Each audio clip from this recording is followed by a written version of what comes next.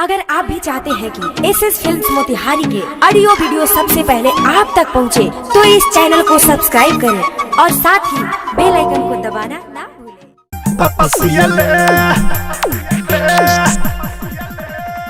Ciele तोरा mic फाटल साया हमर पापा सियले डीजे कंचन राज पापा मुजफ्फरपुर। सियले का जाने कैसे तहरा पाली होले, का जाने कैसे तहरा पाली होले, हो या पाली होले तोरा माइक फाटल साया हमर पापा सियले, तोहर माइक फाटल साया हमर पापा सियले का जाने कैसे तोहरा पाली होले, का जाने कैसे तहरा पाली होले, हो या पाली होले तोरा माइक फाटल साया हमर पापा सियले, तोरा माइक फाटल साया हमर पापा सियले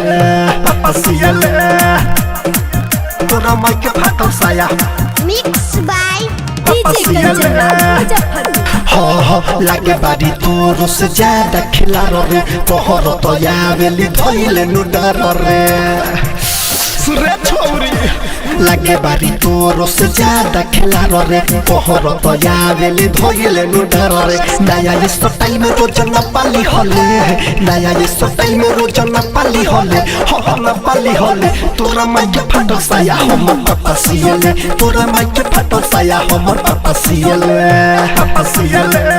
Mixed by तोरा माइक डीजे फाटल कंचन साया Raj Muzaffarpur. Digital recording studio Patna.